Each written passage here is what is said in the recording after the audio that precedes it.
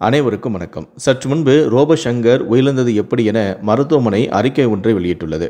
இந்த அறிக்கையானது பலருக்கும் அதிர்ச்சியை ஏற்படுத்தியுள்ளது. இதை பற்றி தான் நம்ம இந்த வீடியோவில் டீட்டெயிலாக பார்க்க போகிறோம். ஸோ முடிந்த அளவுக்கு இந்த வீடியோவை ஸ்கிப் பண்ணாமல் முழுமையாக பாருங்கள். இந்த வீடியோக்குள்ளே போகிறதுக்கு முன்னாடி மறைந்த ரோபோசங்கருடைய ஆன்மா சாந்தியிடணும் அப்படின்னு நீங்கள் நினச்சிங்கன்னா இந்த வீடியோக்கு ஒரு லைக் பட்டனை ப்ரெஸ் பண்ணுங்கள். நீங்கள் இரங்கல் தெரிவிக்கணும் அப்படின்னு நினச்சிங்கன்னா கீழே இருக்கக்கூடிய கமெண்ட் செக்ஷனில் உங்களுடைய இரங்கலை தெரிவிங்க.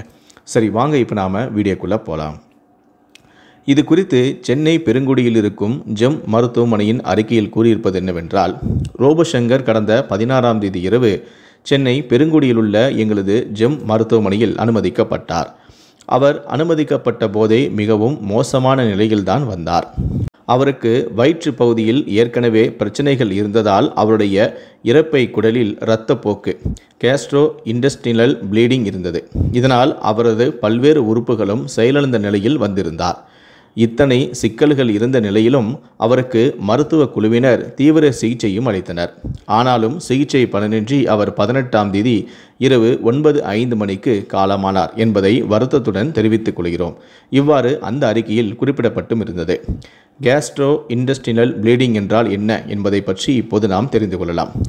வாய் முதல் மலக்குடல் இரைப்பை குழாயில் ஏற்படும் இரத்தப்போக்கு ஆகும். சிவப்பு நிறத்தில் இரத்த வாந்தி எடுப்பர். சிலருக்கு கருஞ்சிவப்பு நிறத்திலும் இரத்த வாந்தி வரும். மலத்திலும் இரத்தம் காணப்படும் அல்லது மலம் கருப்பாக வரும். இந்த நோய்க்கான அறிகுறிகள் என்பது வயிற்று வலி, மூச்சு திணறல், வயிறு வீங்கி இருத்தல், வெளிர்தோல், மயக்கம் ஆகியவை ஆகும்.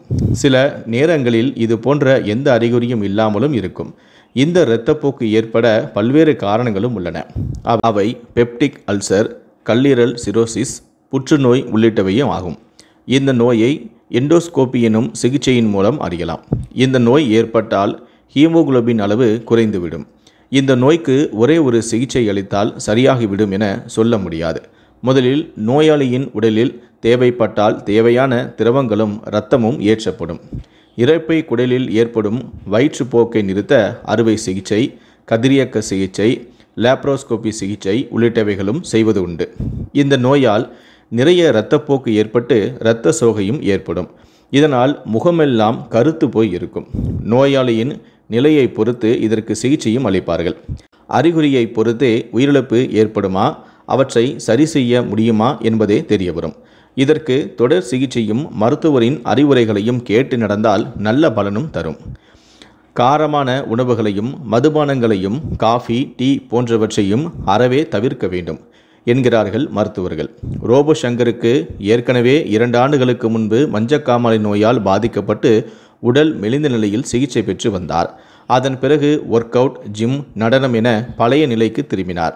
பின்னர் தனது மகளான இந்திராவுக்கு பிரம்மாண்டமாக திருமணம் நடத்தி வைத்தார். பேர குழந்தையையும் கொஞ்சி மகிழ்ந்தார். அந்த குழந்தையின் 100வது நாள் விழாவையும் சிறப்பாக எடுத்தார். 2 ஆண்டுகள் மகிழ்ச்சியாக இருந்த ரோபோசங்கர் படப்பிடிப்பில் திடீரென மயங்கி விழுந்த நிலையில் அவருக்கு இரைப்பை குடல் இரத்தப்போக்கு ஏற்பட்டது கண்டறியப்பட்டு சிகிச்சை பலனின்றி இந்த உலகத்தை விட்டே அவர் பிரிந்துவிட்டார்.